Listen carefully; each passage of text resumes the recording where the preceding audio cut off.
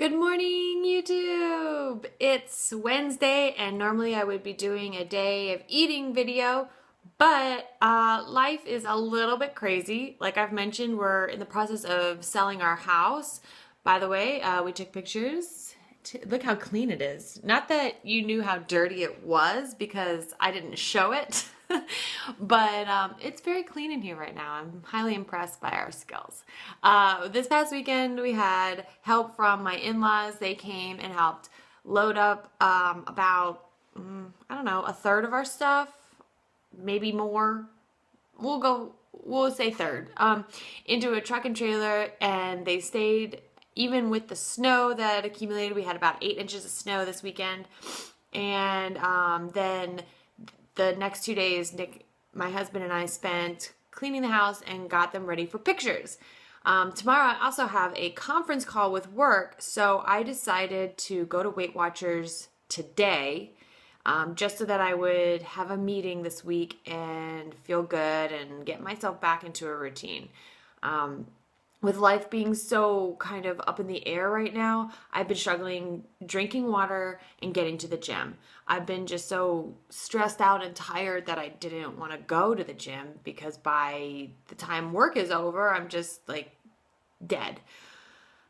But now that a big chunk of the work is done temporarily, I have been forcing myself to go to the gym, and I finally figured out how to get some water in. I will share the tip. I wanted to drink anything. I was thirsty, so I wanted to drink stuff, but I wanted it to be like not plain water. For some reason, plain water is just not appealing to me right now. Excuse me, it's cold in here and I've got a runny nose.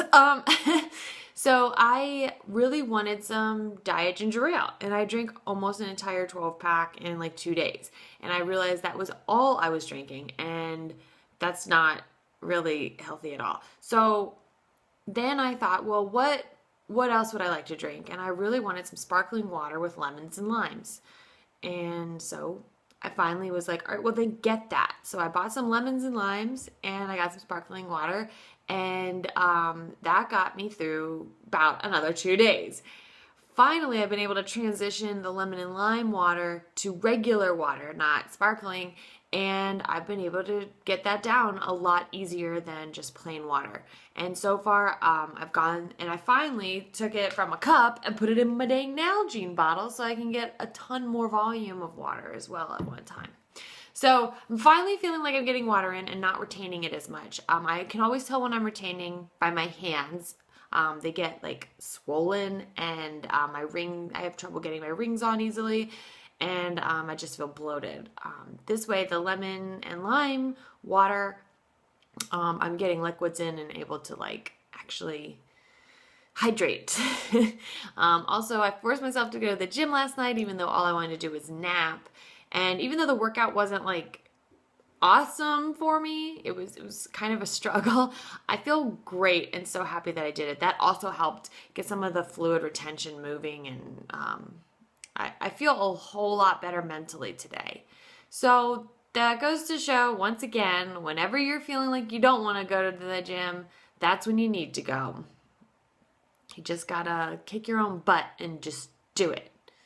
And even if you have a light day at the gym, it doesn't matter. Moving is moving, you know? So anyway, the meeting today was pretty cool. It was about who's got your back. It's about your support system. Whether do you have one? Do you feel you have one? And if not, or if you feel challenged in an area, what is the challenge? What's a solution? And then write down who or what can deliver that solution. And then there's also a section in the weekly that talks about writing down questions to get to that person of support or who might be able to support you. So my biggest issue right now, other than being stressed and mentally tired, which I feel I've kind of gotten through that challenge, is to ask my husband to encourage me to go to the gym this week.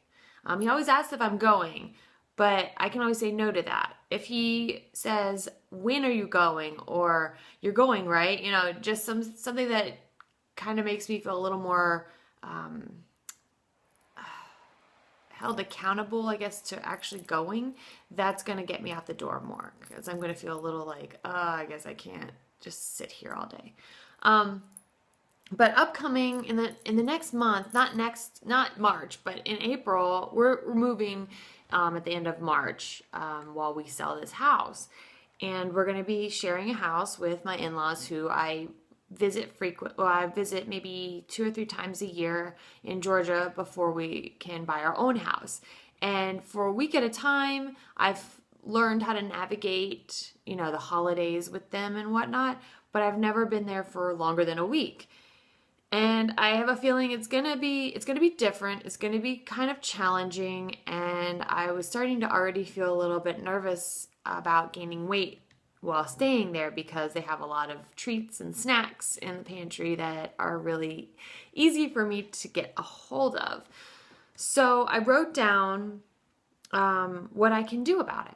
And here's some of the things I felt I'm going to share with you. So my biggest challenge is if we do decide to eat meals together, primarily I'm going to just use dinner as an example, because sometimes cooking dinner for 4 is a little bit easier than cooking for 2 and then someone else coming in the kitchen and cooking again. Or, you know what I mean. So I'm going to ask, can we meal plan together?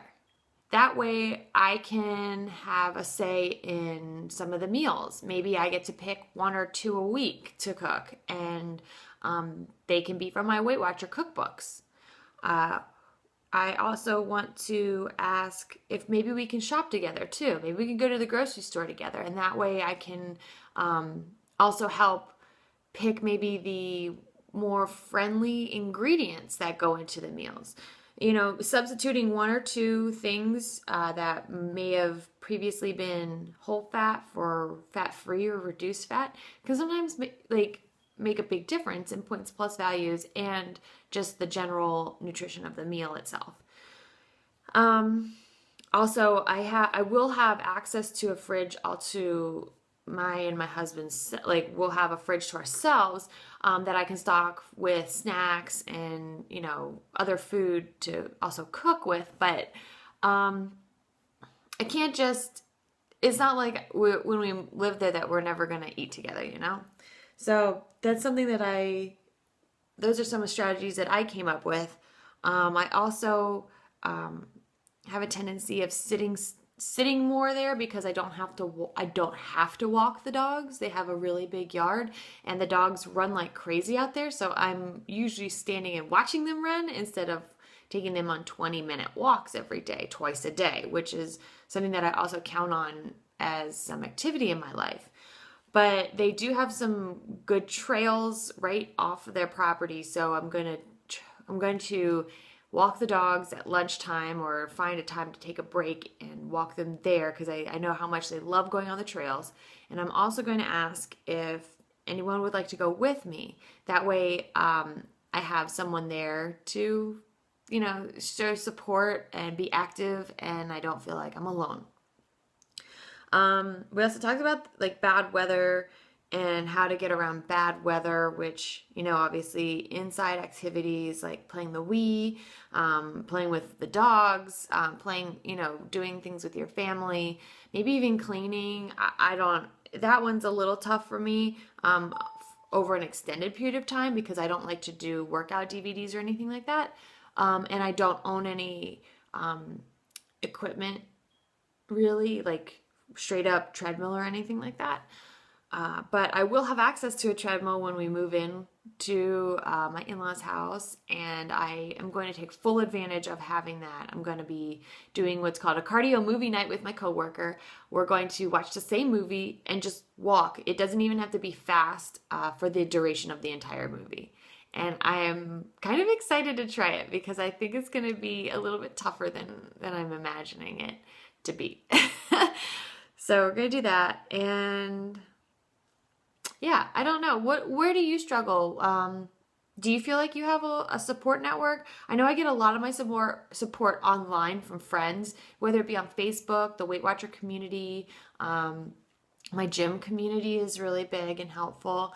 I also have support from my parents and my husband and my family and my friends. So I feel very well supported. However, it wasn't instantaneous. It's not like they all knew how to support me. I had to ask them for the support in a way that was manageable for them and helpful for me. Like instead of saying to my husband, "Can you never buy Cheez-Its again?" since that's one of his favorite snacks, I've asked him to put the Cheez-Its on a higher shelf so that they're out of my reach, and to encourage me to weigh and portion the times that I do have Cheez-Its, you know?